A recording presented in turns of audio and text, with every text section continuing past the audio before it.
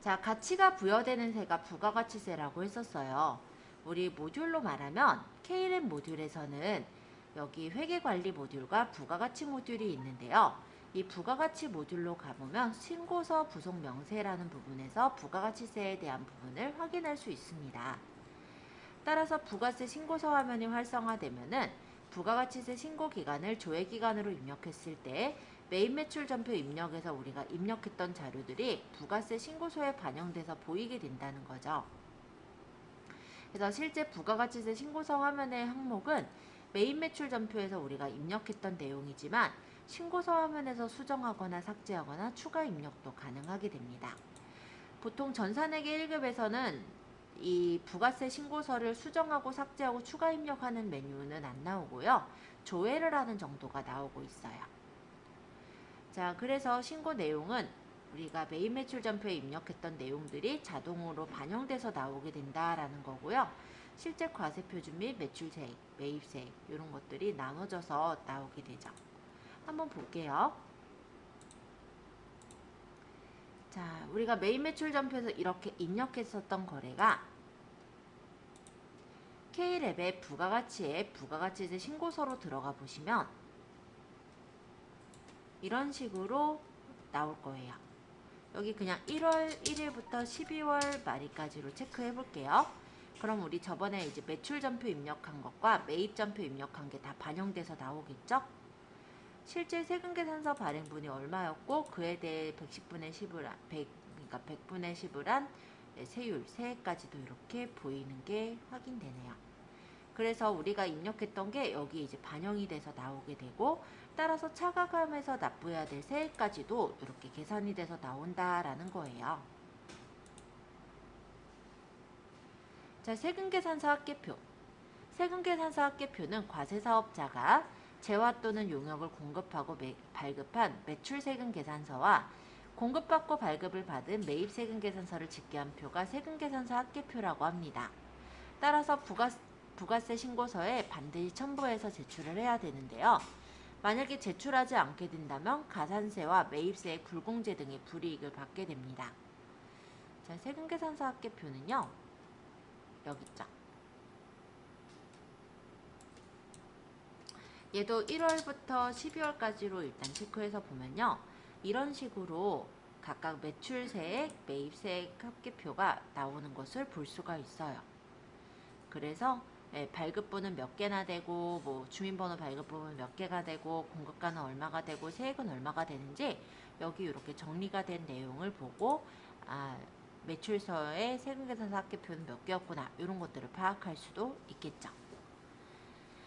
자, 그러면 이제 요 필수예제를 한번 해볼게요. 다음의 물음에 대해서 적절한 메뉴를 조회하여 답하시오. 자, 제2기의 예정신고 기간이 언제에서부터 언제까지가 2기 예정신고 기간일까요? 자, 일단 1기가요. 1월부터 6월이에요. 2기는 7월부터 12월까지인데 예정신고라면은 7월부터 9월까지를 말합니다. 그럼 예정신고 기간에 부가가치세 납부세액과 차가감하여 납부할 세액을 구하려면 부가가치세 신고서에서 일단 7월부터 9월까지를 뽑아봐야 나오겠죠. 아마 값은 똑같이 나올 것 같긴 한데 제가 그래도 닫았다가 열게요.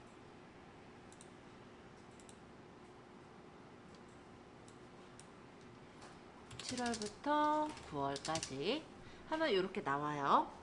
여기서 부가가치세 납부세액을 찾아보시면은 납부세액이 얼마로 나와요? 2885,000 그죠? 그러면 차가감하여 납부할 세액이 밑에 있죠. 똑같네요. 현재는 2885,000 이렇게 보고 조회해서 입력하면 돼요.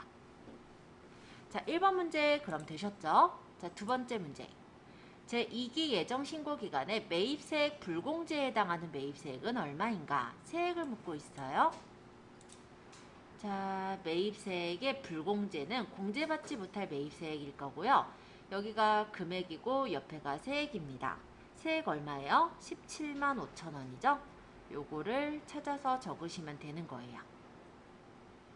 자, 세 번째. 제2기 예정 신고 기간에 발급한 세금 계산서 중 영세율 공급가액은 얼마인가? 영세율 공급가액은 얼마인가를 묻고 있어요. 자, 그러면 우리가 영세율 세금계산서 발급분을 봐야 되겠죠? 공급가액이 얼마냐니까 4천만 원이 답이 되겠네요. 자, 그 다음 제2기 예정신고기간에 신용카드와 현금 영수증에 의한 공급대가는 얼마인가? 그러면 여기서 신용카드나 현금 영수증에 대한 발행분이 요거고요. 지금 묻고자 하는 거는 공급 대가가 얼마냐라고 물었어요. 그죠? 공급 대가는 공급가액 플러스 세액이니까 여기 공급가액 플러스 여기 세액 값을 더하면 값이 나오겠죠? 얼마예요? 그러면 36만 3천 원. 아니네. 363만 원. 그죠? 얘랑 얘를 그냥 더하면 돼요. 363만 원이 답이 되겠네요. 그 영세는 네. 아까 세금계산서 발급분 네, 여기 영세라고 돼 있으니까 영세 세금계산서 발급분 4천만 원. 지금 영세가 지금 문제가 영세율 공급가액은 얼마인가 물어본 거였잖아요. 예정 신고 기간에 발급된 영세율 공급가액을 찾아라. 그러니까 이게 되겠죠. 세금계산서 중 여기 적혀 있는 게 보면은 발급한 세금계산서 중 영세율 공급가액이에요. 그러니까 세금계산서를 발급하지 않은 직수출은 여기 포함되지 않습니다. 따라서 옆에 있는 요 기타는 왜 포함하지 않느냐고 한다면 세금계산서 발급분이 아니기 때문에라 보시면 돼요. 자, 그 다음에 5번인데요. 제2기 예정신고기간에 매출 세금계산서의 총 매수와 공급가액은 얼마인가? 자, 매출 세금계산서의 총 매수와 공급가액을 원하는데요. 자, 그럼 요거 어디서 봐야 돼요? 아까 전에 요거 세금계산서 합계표 한번 가보죠. 자, 들어가서 아까 예정신고가 7월부터 9월이었으니까 맞춰주시고 그 다음에 매출 매입 있잖아요. 우리가 구할 게 매출 세금계산서가 몇 개냐 이게 궁금한 거니까 매출에서 세금계산서 매수가 8개네요. 그쵸? 공급가액 얼마예요? 8천만 원. 이렇게 들어가겠죠?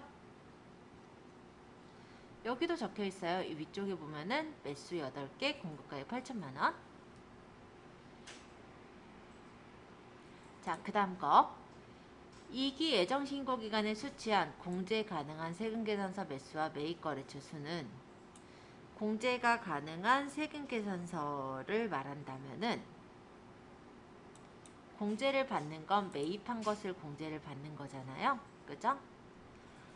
그러면 공제가 가능한 세금계산서는 매수가 몇 개가 되느냐? 세금계산서 발급분이 10개. 그쵸? 그리고 거래처는 매입처 수가 8곳. 이렇게 들어가겠네요. 공제가 가능한 거는 그래서 답은 매수는 10개 그리고 거래처는 8곳. 합계를 보는 게 아니라 사업자로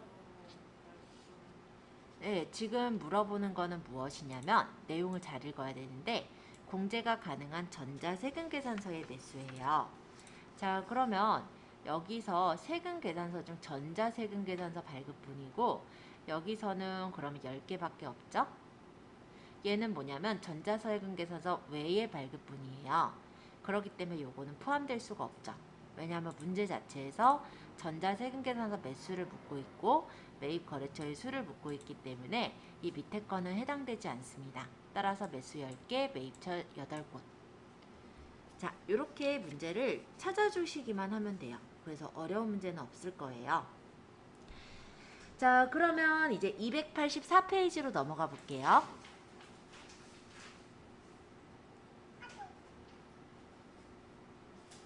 자, 고정자산 및 감가상각입니다.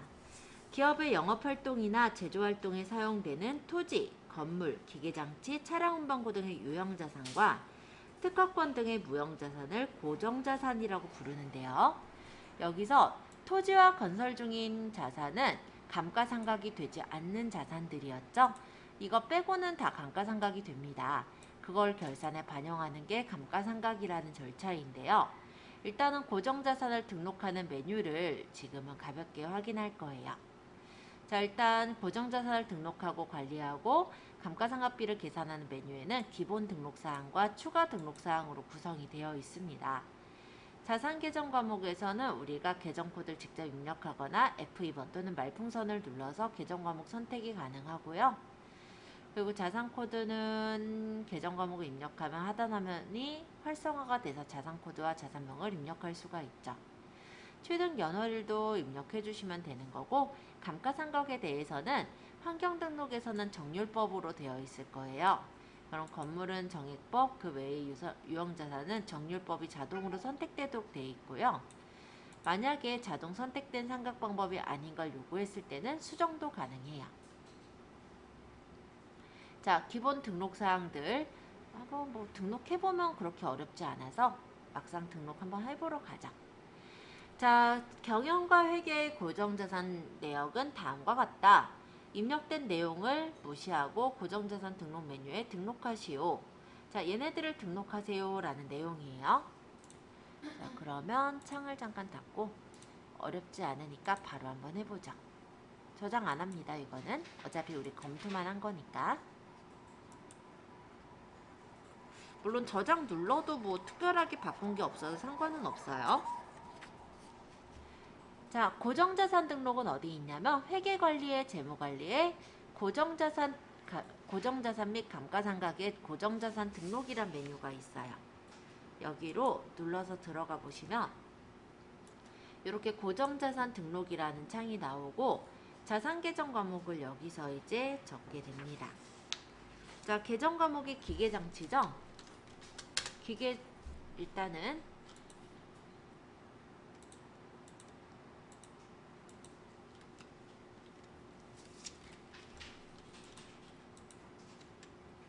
기계장치를 선택을 해요. F2번을 누르거나 여기 목록표를 눌러서 기계장치를 고르시면 돼요. 그리고 자산 코드명에다가 이제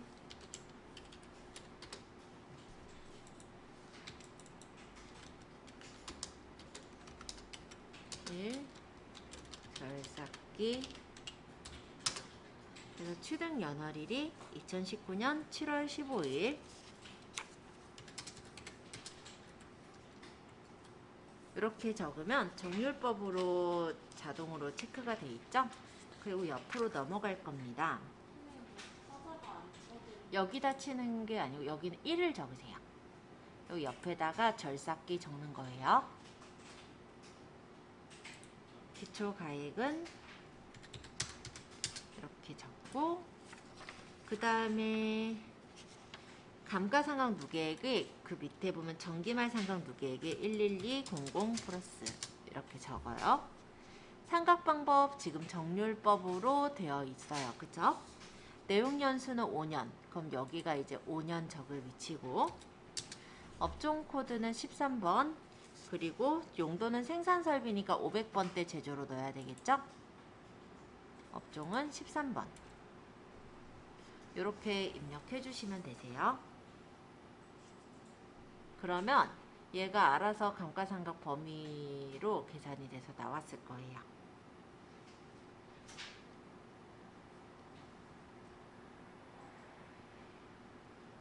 자, 절삭기 입력해 보셨다면 그 밑에가 또 압축기가 있죠. 그럼 2번 품명은 압축기, 그 다음 취득연일이 2021년 07월 10일, 그 다음 취득가액이 2천만원, 정기말 상각 누계액이 4510000, 그 다음에 정률법 맞고요. 내용연수는 5년, 업종 코드가 13번, 얘도 생산 설비니까 500번대 제조. 업종 코드는 13번. 이렇게 넣으시면 됩니다. 그러면 보면은 상각 금액은 6985-9990 이렇게 돼 있네요. 자, 기계장치 2개 입력했고요. 이제 차량 운반 구할 거니까 이 위에 자산 계정 과목을 F2번 눌러서 차량 운반구로 골라주세요. 1번 트럭 취득거리 2019-0315, 그 다음에 기초가액이 1600만원, 정기말 상각이 9600000,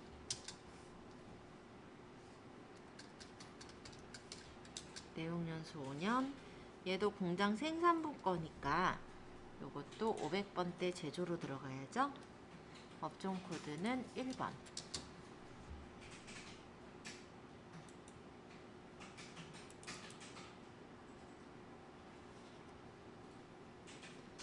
그 다음에 2번. 자, 취득이 좋고 기초가액이 900.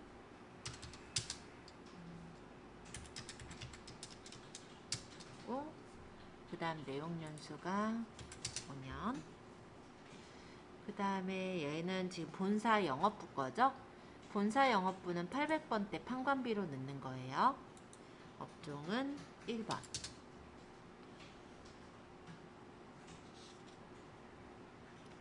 그 다음에 자산 계정 과목을 이번엔 비품으로 가고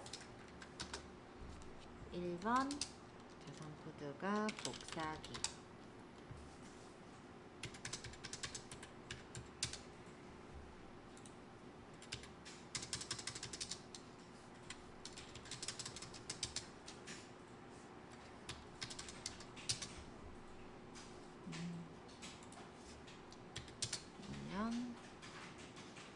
본사니까 800번대 판관비. 업종은 얘도 업종 코드는 1번이네요.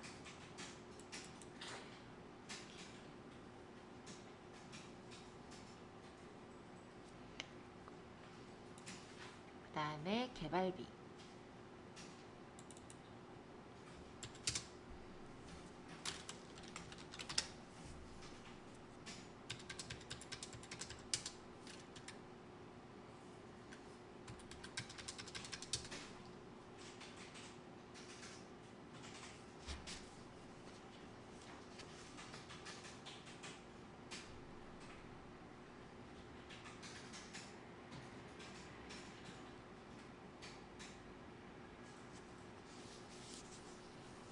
내용연수가 4년. 그 다음에 본사니까 800번대, 업종은 63번.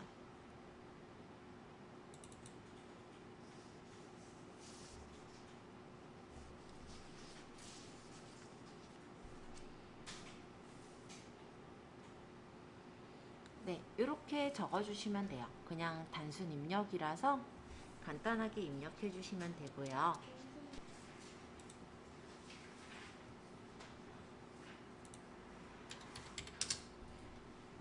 자, 결산이라는 것은 보호기간 말, 즉 12월 31일 날 장부를 마감해서 재무제표를 작성하고 이를 통해서 재무상태와 경영성과를 파악하는 절차를 결산이라고 합니다.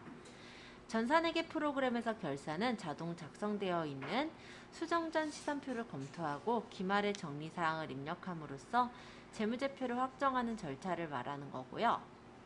이때 장부 마감은 프로그램에서 자동으로 진행하고 결산의 방법엔 수동결산과 자동결산이라는 것이 있는데 수동결산은 일반 점표 입력 메뉴에서 직접 입력하는 방법이고요.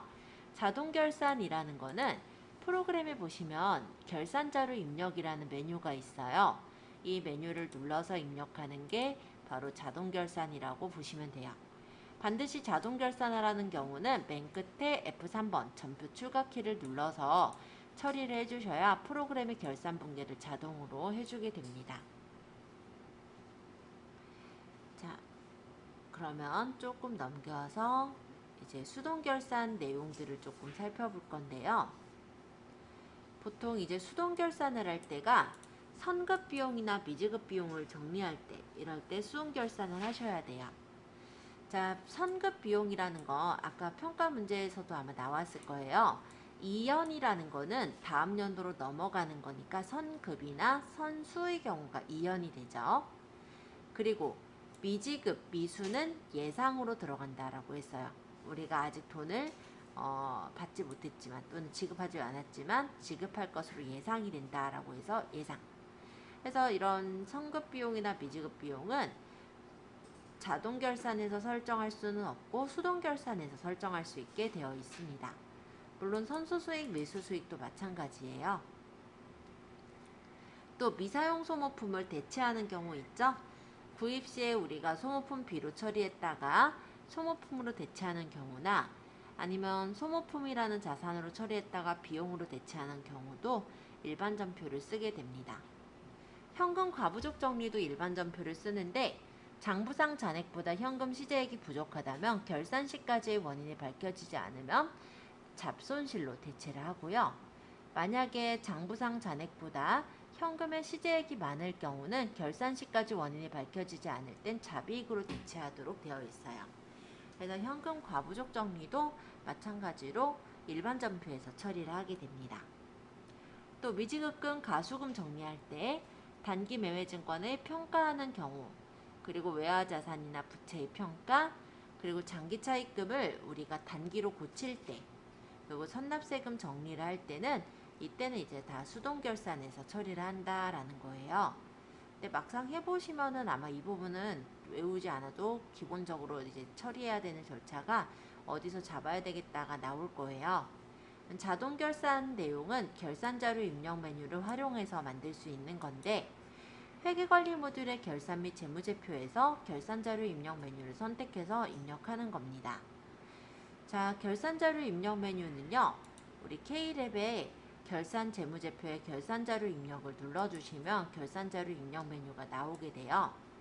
여기에서 기간을 1월부터 12월로 맞춰보시면은 각각의 매출액과 제품 매출 원가, 노무비, 경비 얘네들이 쫙 나와요. 여기다가 대입해서 넣는 게 자동 결산이다 라고 보시면 돼요. 자, 상단의 기능도 있는데요.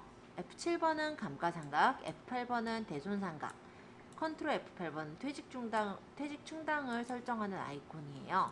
근데 꼭 외우지 않아도 이 위쪽에 있으니까 바로 눌러도 되는데 F7번을 딱 누르면 감가상각에 반영되는 금액들이 쫙 나와요. 그렇게 되어 있고 대손상각의 경우도요. 지금 대손의 그 추가 설정액이 어느 정도 설정이 되게 할 것인지 이런 것들을 여기서 설정할 수도 있죠. 퇴직 충당금에 대해서도 퇴직급여 추계액을 넣어서 처리하는 것이 가능하도록 만들어져 있습니다. 그래서 이 위쪽에 있는 이 보조창으로 빠르게 입력도 가능하더라 라는 거예요. 그리고 재고자산 기말재고액 입력은 우리가 결산전표 입력하는 게 훨씬 편해요. 그래서 여기 보시면은 재고자산의 기말재고액은요. 여기 보시면은 기말원재료 재고액 이렇게 있잖아요.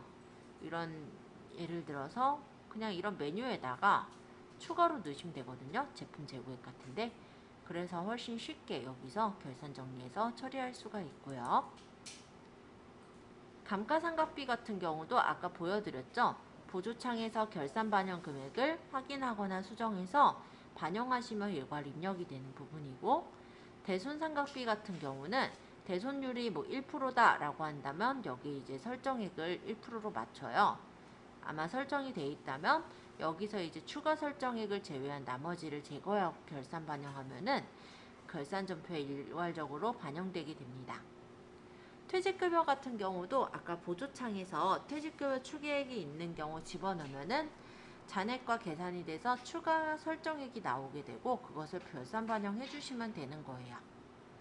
법인세 비용, 법인세 등의 입력은 법인세 선납세금을 차감한 금액을 법인세 그 결산자료 입력에 추가 계상란에다 입력해 주시면 됩니다. 그래서 이것도 그렇게 어려울 사항은 아니라 이따 한번 해보죠.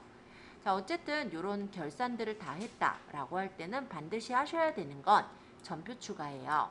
결산자료 입력을 마치면 F3번 전표 추가를 추가하고 클릭하고 나타나는 보조창에서 결산 분계를 일반 전표에 추가하시겠습니까 해서 얘를 선택하게 된다면 이 결산 전표에서 입력했던 사항들이 다 일반 전표에 반영돼서 나오게 돼요.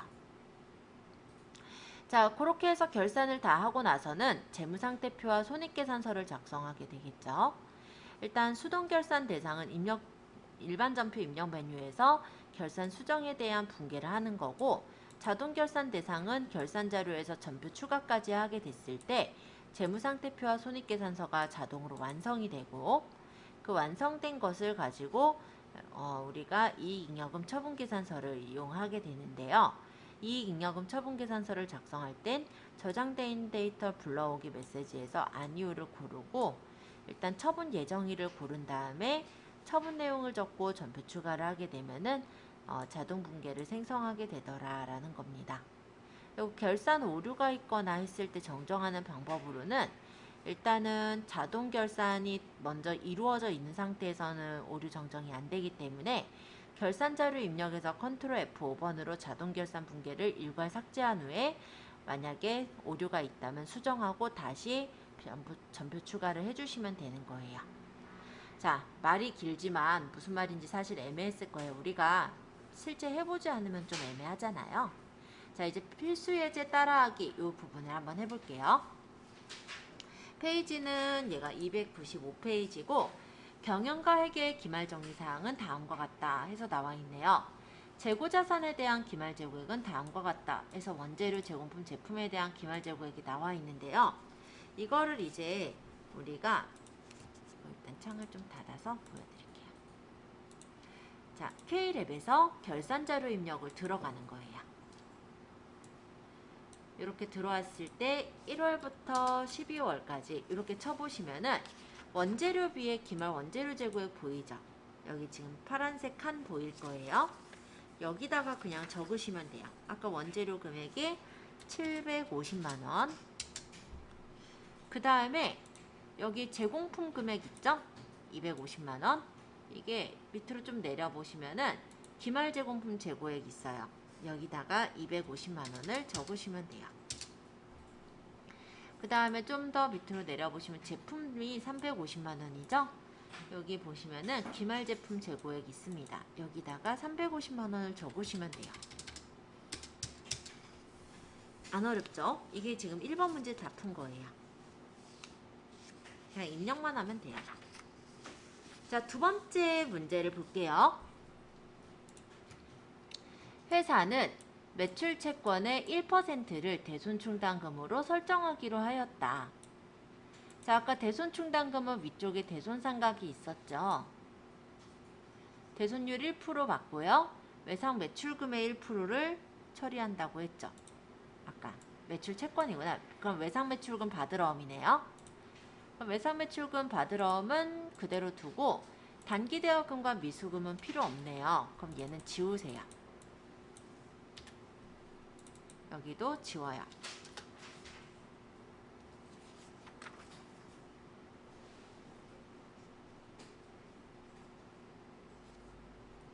그러고 결산 반영하시면 돼요.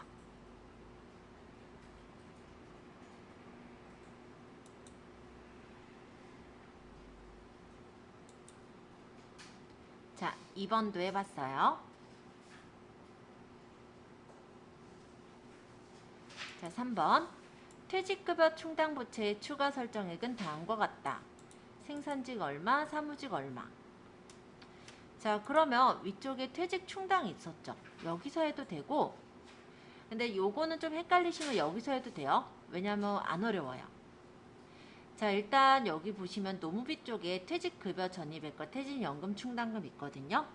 우리 퇴직급여잖아요. 그러니까 퇴직급여 전입액에 여기다 그냥 적으시면 되거든요. 아까 보니까 생산직이 75만원이라면서요. 그럼 여기다 75만원 이렇게 적으면 되고, 그 다음에 판매 관리비에 보시면 또 퇴직급여 있을 거예요. 여기다가 얼마냐면 150만원 이렇게 적으시면 돼요. 나중에 만약 퇴직 충당해서 할 때도 여기 퇴직급여 추계액 적는 란 있죠? 여기다가 적어서 처리 가능하시니까 참고해 주세요. 퇴직급여 네, 여기 전입액에다가 여기 퇴직연금이 아니라 퇴직급여접이액이에요. 여기다 적으시면 돼요. 저는 아마 이쪽이 조금 더 편했던 것 같아요. 저기 들어가는 것보다.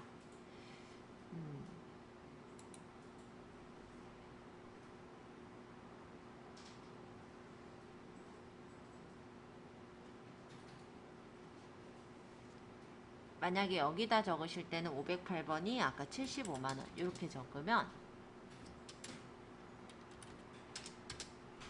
이런 식으로 해가지고 적어서 추가 결정액을 내리겠다라는 건데, 뭐 그렇게 해도 되고 이렇게 해도 되고 둘 중 하나 하시면 돼요. 자, 그 다음에 4번 고정자산에 대해 다음과 같이 감가상각을 하다. 이것도 되게 쉬워요. 우리가 보면은 이 경비 부분에도 고정자산의 감가상각이 있고요. 그리고 판관비 부분에도 감가상각이 있어요. 그죠? 이걸 보고 적으면 되는데, 계정 과목이 기계장치고 제조경비라면은 우리 이쪽에 경비 부분에 있는 일반 감가상각의 기계장치에다가 금액을 적으면 돼요.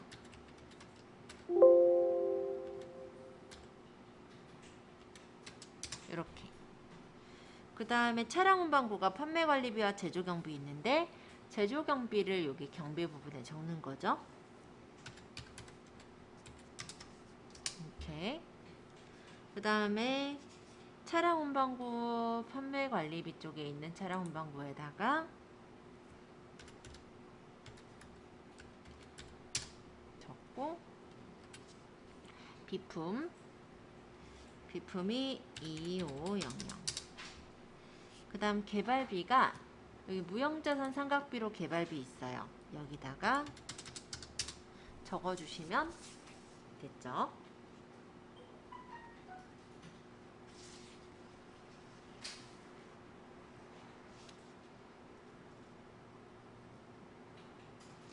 자, 5번은 단기분 이자 미수액을 계상하다. 이거는 우리가 수동결산으로 하셔야 되는 항목이고요.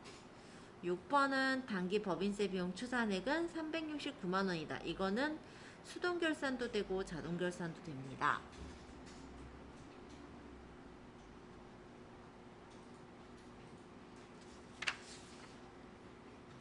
뭐 5번 먼저 하든 6번 먼저 하든 상관없을 것 같긴 한데, 왔다 갔다 하기 그러니까 그냥 6번 먼저 할게요. 자, 맨 밑으로 내려보시면은 법인세 차감전 이익, 법인세 등이라고 보여요. 법인세 등에 보면 선납세금이 미리 적혀 있죠? 자, 여기서 단기 법인세 추산액은 369만원이다 라고 했는데, 이게 이제 단기 법인세 비용으로 계산이 되는 금액이라는 거잖아요. 근데 먼저 납부한 세금이 있죠. 지금 얘가 금액이 나와 있잖아요. 그럼 그 금액을 뺀 나머지가 추가 계상이 되는 거겠죠. 일단 뭐 간단하게 보자면,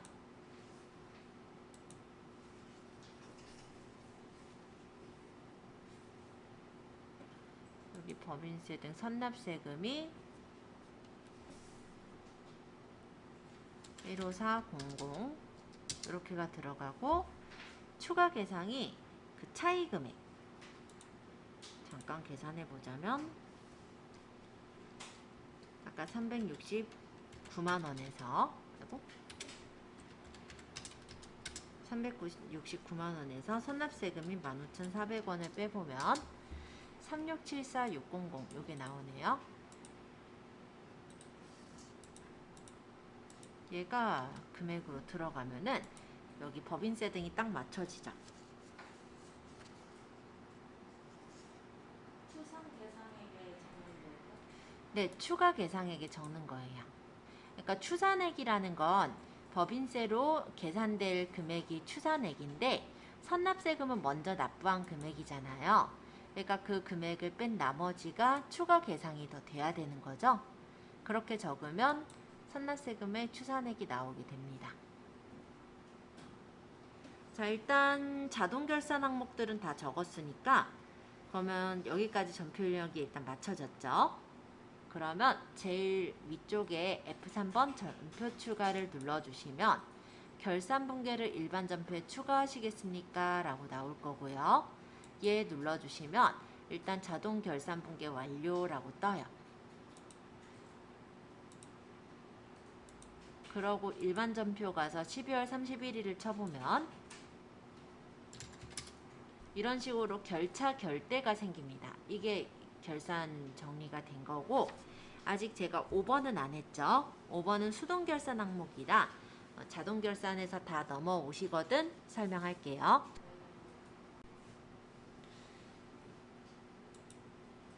자, 그 다음에 세 번째 9월 30일 현재 외상매출금 잔액은 거래처별로, 지금 여긴 거래처별로 얼마냐 나왔죠? 그러면 거래처 원장을 가시면 돼요.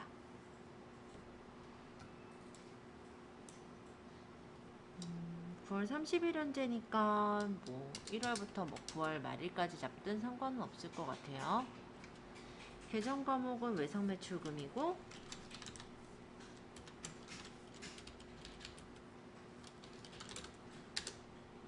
엔터 하면은 거래처별로 각각 나오죠. 그러면 충무상사 잔액이 480만원, 원효상회 잔액이 2591-0000, 그 다음 당산상사가 550000, 그 다음에 계양상사가 2940-0000, 그 다음 애플사 812-0000, 그 다음 신한카드사 3300-000, 이렇게 해서 거래처별 외상매출금 잔액을 뽑아볼 수가 있습니다.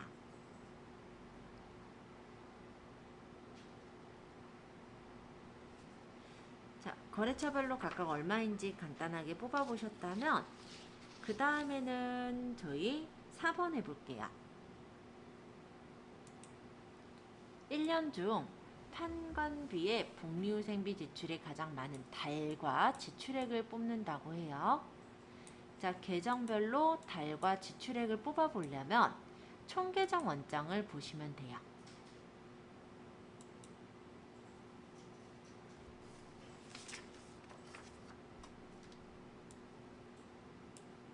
자, 이게 1년 중이니까 1년이 1월부터 12월까지로 보고요.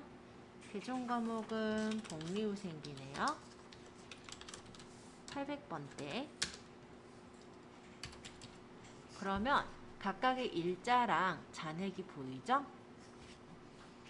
그러면 지출이 가장 많은 달이라고 한다면 두 달 중에는 8월 달이 제일 많았네요. 지출액은 40만 원이 되겠죠.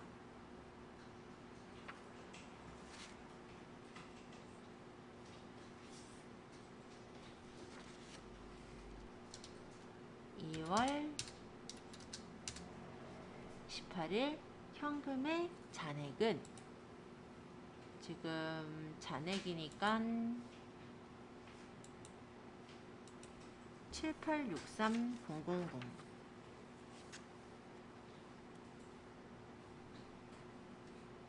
네, 그러면 잔액이 바로 구해졌죠.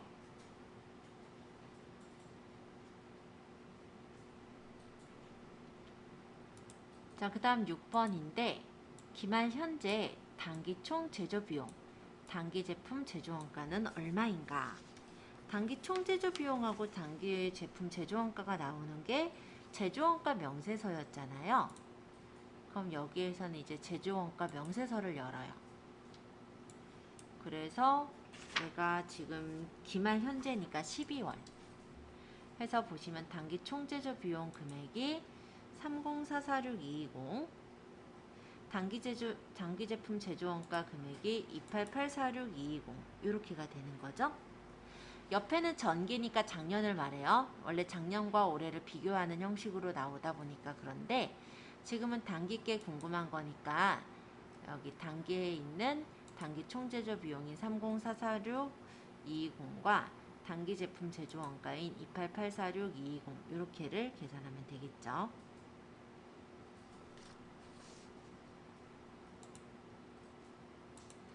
자, 7번 기말 현재 단기 순이익과 정기 순이익은 얼마인가?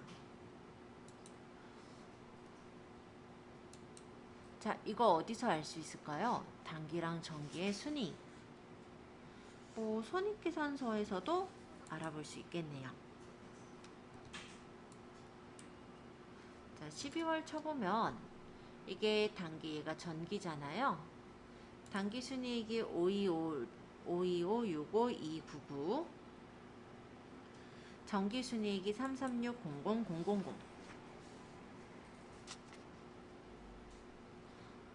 이렇게 비교해 보시면 됩니다.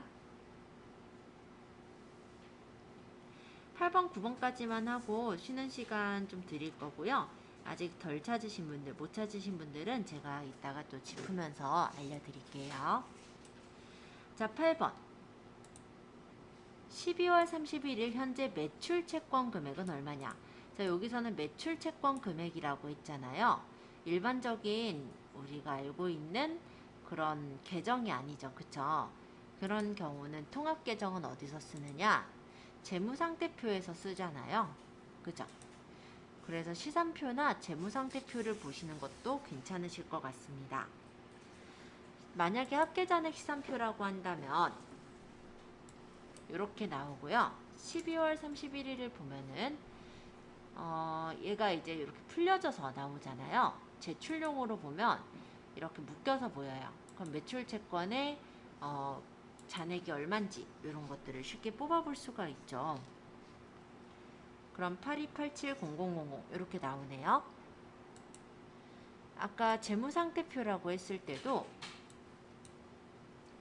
12월을 쳐보면 이런 식으로 나오고, 여기에서 제출용에 보시면 매출채권 82870000 이렇게 나올 거예요.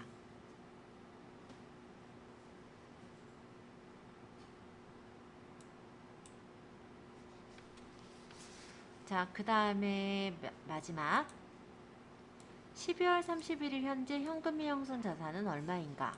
이것도 묶어져서 나오니까 아까 재무상태표에서도 확인이 가능했을 것 같은데요. 12월로 쳐서 보면은 이게 12월 제출용으로 봤을 때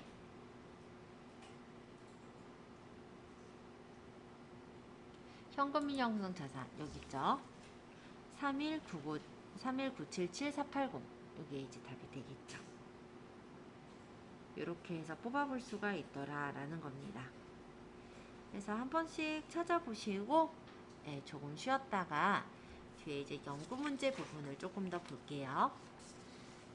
지금 아직 못 찾아보신 분들도 있을 건데 제가 돌아다니면서 질문 받을 거니까 질문 주시고요.